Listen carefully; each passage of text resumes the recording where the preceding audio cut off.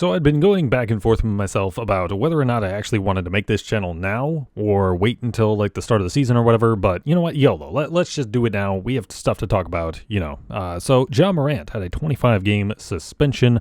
I think that's fair. I haven't looked at what people are saying about it, but I think it's in the fair territory. I don't think it's too weak of a suspension, and I don't think it's too harsh of a suspension. I think if David Stern were still the commissioner, it would have been at least 40 games minimum, if not the whole season, just because, he already said, hey, you really shouldn't do that. And then, he goes and does it again. But Adam Silver is the commissioner now, and he hasn't had to deal with this sort of situation before. So I think 25 games is okay. Again, not too strict, not too light either. And I'm not sure if people are still wondering, like, why does he even need to get suspended for this sort of thing, right? But it's more of, like, it's not so much that it was a firearm. It's more of, like, in the context of where he was showing the firearm and what kind of firearm it was. It wasn't like, his grizzly bear defense rifle that he keeps at home just in case a grizzly breaks in his window or something. The situation in which he showed it, he was at a nightclub in Denver the first time, and apparently he was sober, but I would say that was just kind of like a cover up sort of thing so he wouldn't actually get arrested. And the second time he was out on the streets in his car or something, or in a parking lot, or wherever he was, I forget what it was exactly, but then he just shows it for no reason there. And even if he didn't know his friend was on IG Live in particular, he probably would have known that he was recording at least, so he should have known that, hey, I probably shouldn't flash a gun again, But anyway, what does 25 games mean? 25 games is roughly a third of the season, a little bit less than that.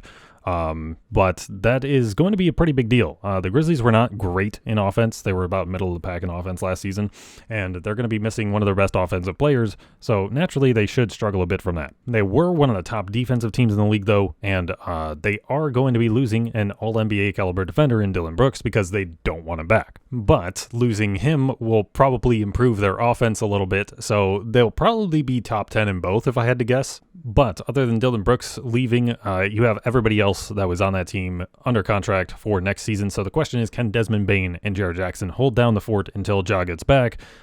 Steven Adams should be back. Everybody's injury concerns should be better by the start of the season. So I would say the team has a good chance of doing well still. You also have the other guys on that squad. The most confusing one to me is Kenny Lofton, because he was like a very valuable piece when it came to, his USA basketball stuff.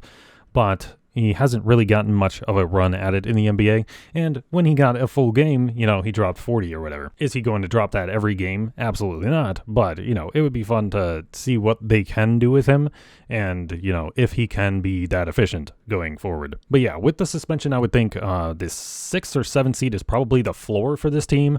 That would be them being like middle of the road ish without Ja. But if the team plays good without Ja, then their ceiling could even be the 1st seed. It depends on how good they are before he comes back or whatever. But I don't really feel that comfortable saying that because, the Nuggets aren't really going to be going anywhere. Depending on the Suns' moves, that they should be getting better. And the Lakers were looking good after the All-Star break, so their moves are going to matter as well. Largely looking for that starting point guard situation. What are they going to do with that? Because I don't trust D'Lo. I have not been a big D'Lo fan forever, basically. Like, I always saw him as this kind of nice player, but he's not the type of guy that is going to go out and win you a championship type thing. And he was kind of showing that in the playoffs. He would be super streaky. Like, he had to have a good game for them to win. But against the Nuggets, he ended up just not having good games, and they lost. And at the top of the West otherwise, the Kings, I would say they could get worse next season, but they could also be better. We have to wait and see if this last season was a fluke or not.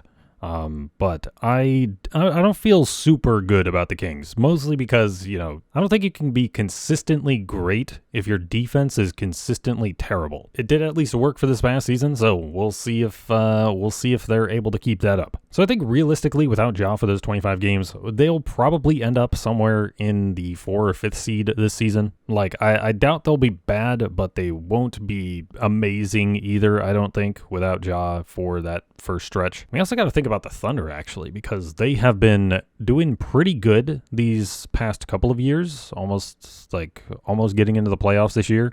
And I wouldn't bet against them to make the playoffs this year for sure. Also excited to see what Chet Holmgren can do because we haven't seen that at all. But yeah, I would say probably that 4th or 5th seed, somewhere in that 40 to 50 wins region.